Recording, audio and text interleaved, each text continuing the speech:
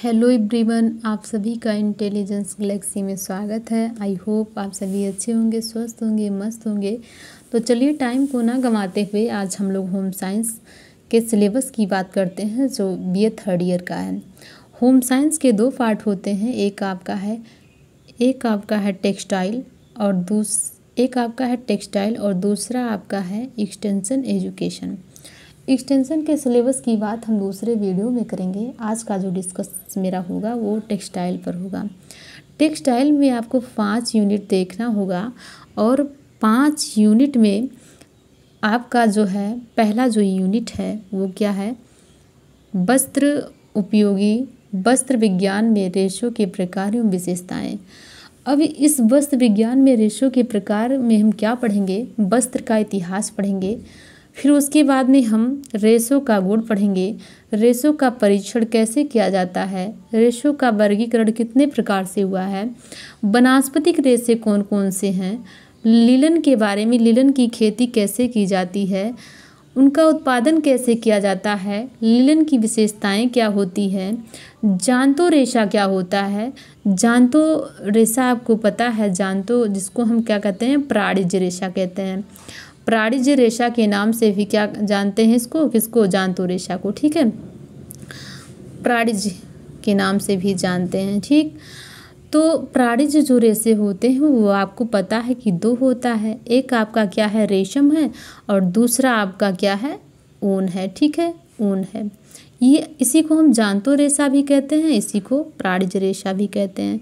आगे है जूट के बारे में हम देखेंगे। फिर यहाँ देखिए जांतो रेशा, फिर आगे एक यहाँ जांतो आपका रेशम मिला था और यहाँ दूसरा क्या है, ऊन और बाल, यानी कि ऊन किससे प्राप्त होता है। ठीक है, फिर उसके बाद में हम मानवकृत रेशा के बारे में देखेंगे। फिर रासायनिक जितने भी तापसुनम रेशे होते हैं, कुछ अन्य तापसुनम रेशे होते हैं, जैसे आपका डेक्रान है, आप पॉलिस्टर है, आर्लान है ना, इन सब के बारे में हम डिस्कस करेंगे। ये मेरा था क्या, फर्स्ट यूनिट में। सेकेंड यूनिट में हम क्या देखेंगे, सेकेंड यूनिट में वस्त्र विज्ञान एवं विभिन्न परिसज्जाएं। ठीक है, वस्त्र विज्ञान एवं विभिन्न परिसज्जाएं। अब देखिए वहाँ हमने क्या देखा, वस्त्र विज्ञान का इतिहास। इसमें हम क्या देखेंगे, धागे का निर्माण कैसे होता है, धागे का निर्माण कैसे होगा, वस्त्र की बुनाई कैसे होती है, फेल्डिंग कैसे होता है, नीटिंग कैसे होती है।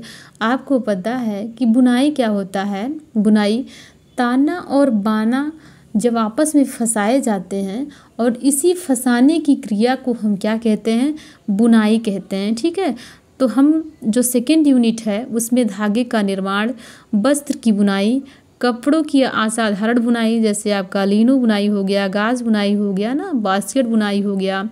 फिर रंगाई एवं छपाई को देखेंगे, रंगाई और छपाई हो गया, यानी कैसे कपड़े की रंगाई की जाती है, प्राकृतिक रंग कौन कौन से होते हैं, कपड़े का चुनाव कैसे किया जाता है, नमूने कैसे बनाए जाते हैं, इन सब पर हम डिस्कस करेंगे। अगला जो यूनिट है वो क्या है, थर्ड यूनिट है, उसमें परंपरागत वस्त्र कढ़ाई एवं वस्त्रों का चुनाव। यानी कि परंपरागत वस्त्र की बात की जाए तो भारत के कितने परंपरागत वस्त्र हैं उन पर चर्चा होगा। जैसे आपका ढाका की मलमल हो गई, ढाका की साड़ियाँ हो गया, चंदेरी साड़ियाँ, पटोला। ठीक है, पटोला कहाँ का है, गुजरात का है। जैसे आप लोगों ने भारत के परंपरागत वस्त्र के बारे में देखा, वैसे आप लोग कढ़ाई के बारे में भी देखेंगे। जैसे पंजाब की फुलकारी कढ़ाई, कर्नाटक का कांथा, कसीदा, ये सब क्या है, कढ़ाई है। ठीक है, इनके बारे में हम क्या करेंगे, डिस्कस करेंगे।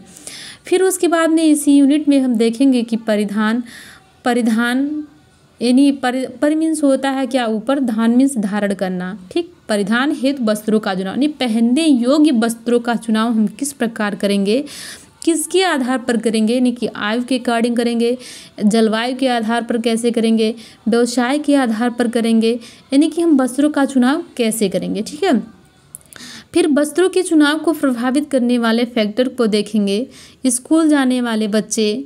ठीक है, इन सब के बारे में हम चर्चा करेंगे। फिर देखेंगे वस्त्रों की देखभाल एवं संरक्षण कैसे किया जाता है, इन सब पर हम क्या करेंगे, डिस्कस करेंगे।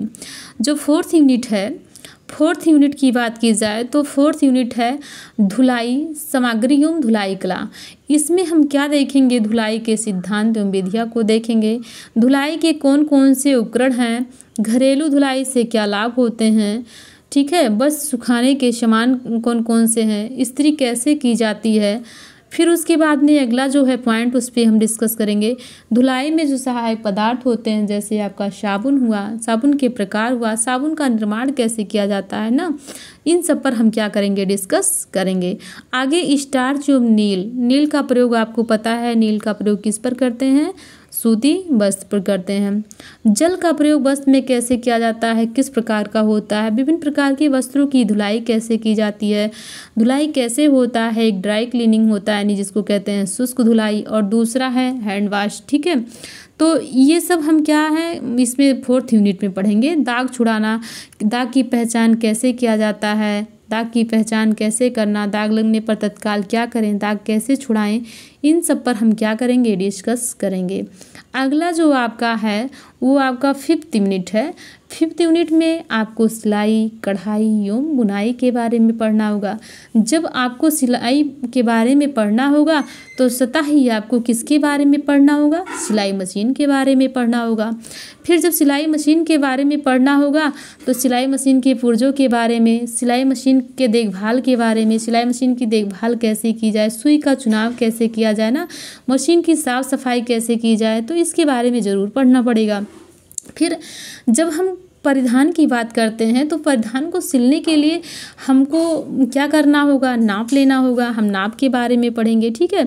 नाप लेने में किस किस उपकरणों का हम प्रयोग करते हैं, पुरुषों का नाप हम कैसे लेते हैं, स्त्रियों का नाप हम क्या लेते हैं, नाप लेने योग्य कौन कौन सी बातें होती हैं, इस पर हम डिस्कस करेंगे। फिर क्या होता है, फिर सिलाई के सिद्धांत कौन कौन से हैं एवं तकनीक कौन कौन से हैं, ड्राफ्टिंग क्या होता है, पैटर्न क्या होता है, इस पर हम डिस्कस करेंगे, ठीक।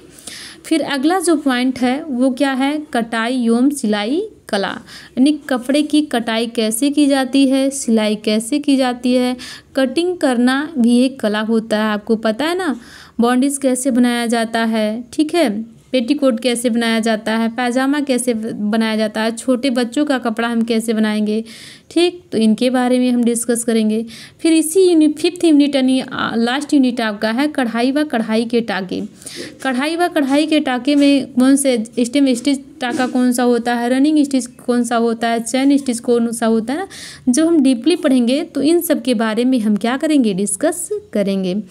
फिर अगला आपका है सिलाई के टाके, यानी मतलब सिलाई जो आप सिलाई कपड़े में सिलाई किया जाता है वो उनके जो टाके होते हैं कितने प्रकार से होते हैं, हाथ की सिलाई कैसे की जाती है, मशीन से सिलाई कैसे किया जाता है, कच्चा टाका कौन सा है, ठीक है। तो ये सारे के सारे बात हैं। फिर बुनाई क्या होता है, बुनाई आर्ट ऑफ नीटिंग, यानी कि बुनाई क्या है, बुनाई की कला क्या है, वस्त्र विज्ञान, इन सब के बारे में हम क्या करेंगे, डीपली डिस्कस करेंगे। आई होप वैसे आप लोग को पढ़ाया गया है। जिस पॉइंट पर यदि आपको नहीं समझ में आ रहा है, जो पॉइंट हैं यदि इसमें आपको नहीं समझ में आ रहा है तो आप ज़रूर कमेंट के ज़रिए बताइए जिससे मैं उस पर वीडियो बना सकूं। Okay bye, take care.